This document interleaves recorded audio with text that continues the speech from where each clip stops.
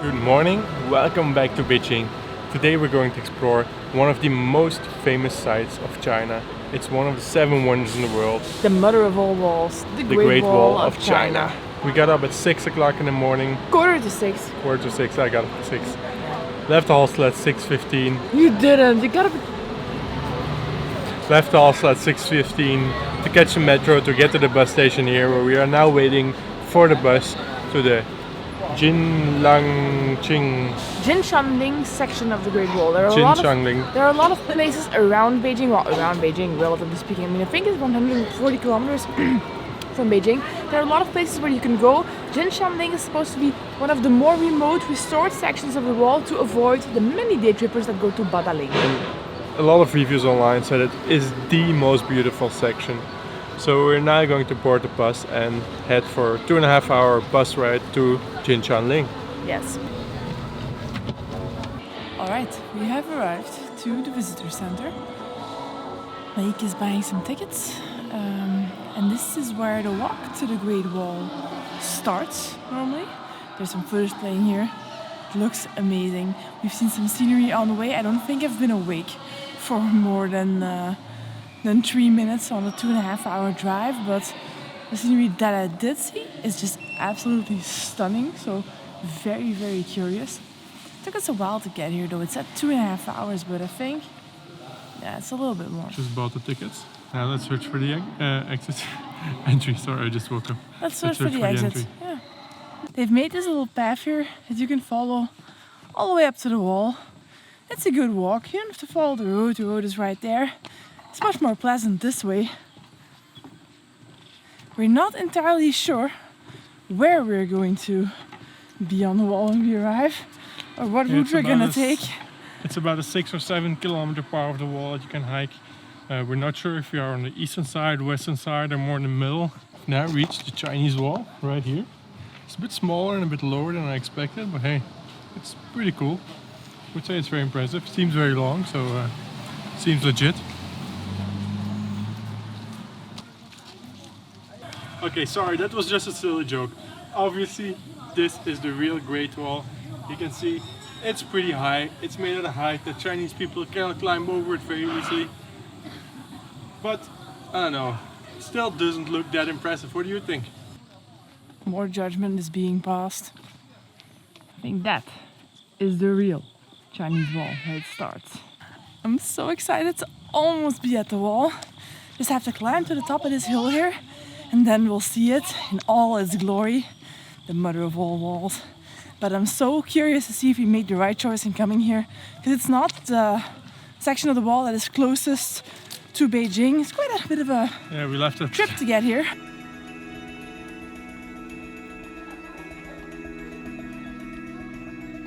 Oh. Wow. Crazy landscape. Wow. Oh, that's so cool how it snakes through the mountains.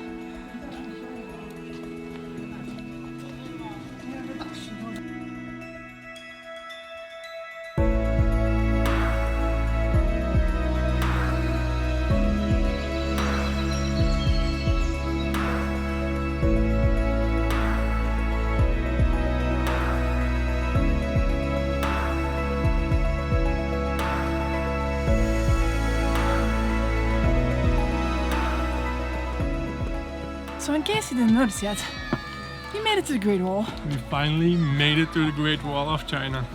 Super, super, super impressive. And I'm so happy that we came here because there aren't that many people. No, there's just here and there's a few groups of people, but not like on this stretch of wall. You cannot even see them almost. They're invisible. Invisible. Oh wait, don't make me laugh. Oh.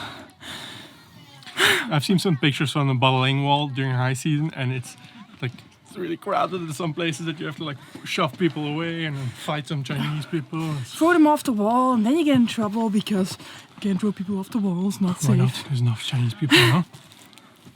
Look at this. The view is absolutely incredible. You can see how the wall snakes the mountains. really follows the contours. That's really impressive. I mean, you would imagine that the wall just runs straight through somewhere, but here it just goes up and down, follows the mountain. Really cool. We almost made it to the top of this section, just a few more meters. Now you can already see across the valley on the other side, and the view is absolutely beautiful. You can see the wall and how it goes on for Forever. yeah, forever. It seems to go on forever, even like over there all the way in the distance.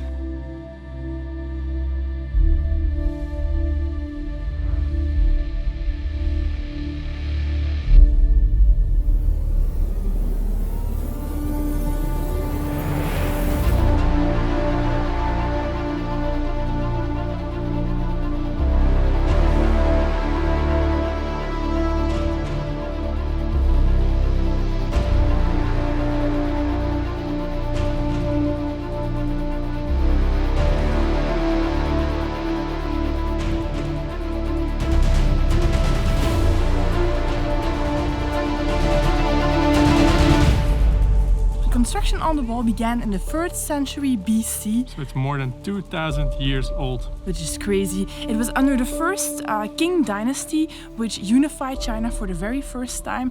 I'm not exactly sure how long it took them to build it. The initial section was like 10 years with hundreds of thousands of people working on it, but they kept adding pieces on throughout the ages. Yeah, in 12th, 13th, 14th century, a lot of pieces were added.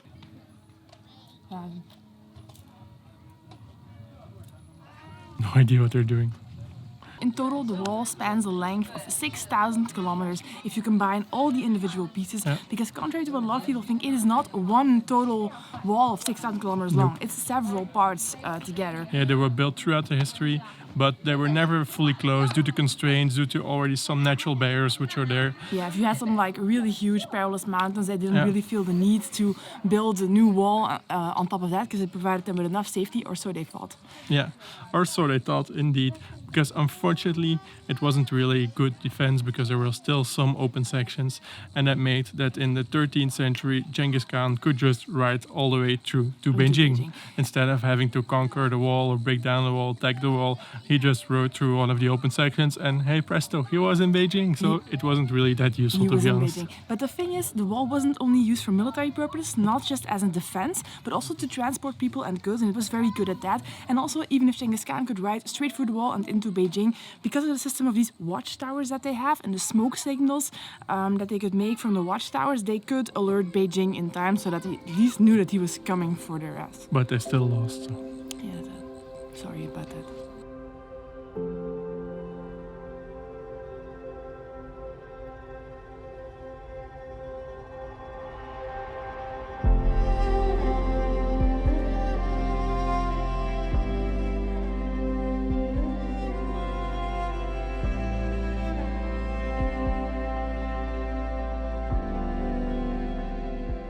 Show you what we have left in our little pantry for lunch. Yeah. And yesterday we bought some bananas. We bought 4 of them, but this one looks like it's not gonna be so good anymore. I think it's your banana, right? Yeah, that actually is my banana. I gave you the good one. Banana And then time. We have some leftover peanuts, which now look like leaves because the outside was still. How do you call the outside of peanut? The wrapping. The wrapping, the The- natural wrapping The of a gift peanut. wrap. The gift wrap. The gift wrap. The peanut. So, That's my peanut. Monkey demands peanut.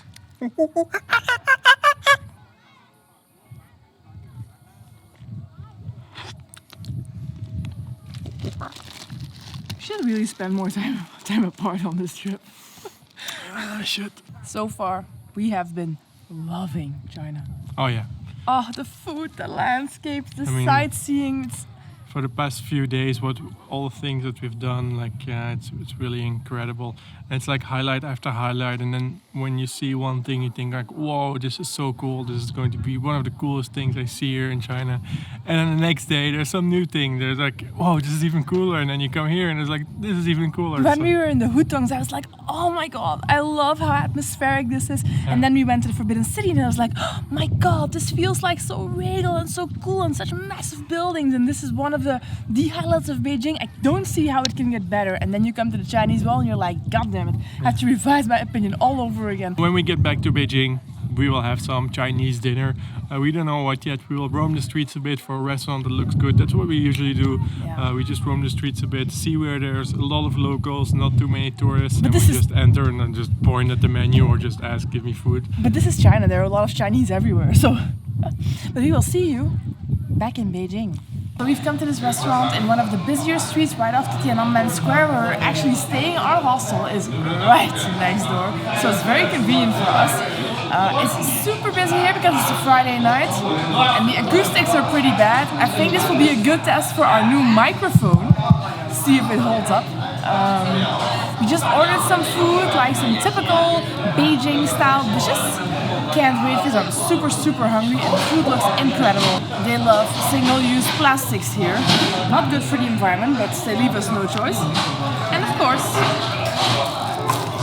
The almighty chopstick. Oh god, still can't eat these properly. We ordered two different dishes.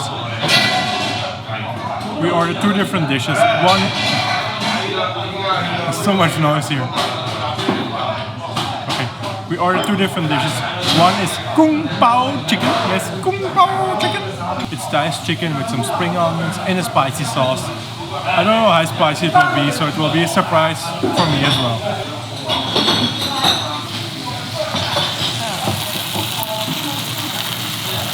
It's not really spicy. It tastes a bit like sweet and sour, a little bit Swedish.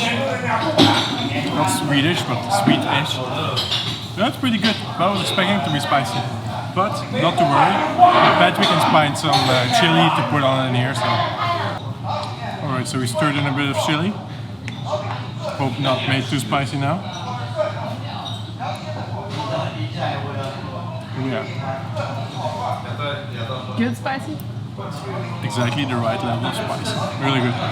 We thought that the Kung Pao chicken was just spicy, not sweet and sour.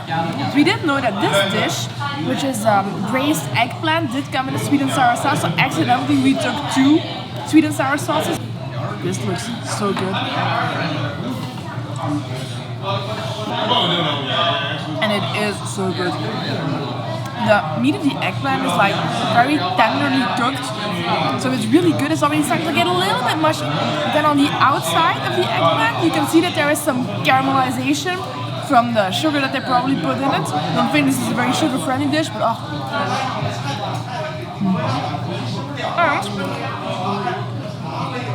and it's vegetarian. Winning at life, I tell you. Is it just me or are they quieting down a little bit?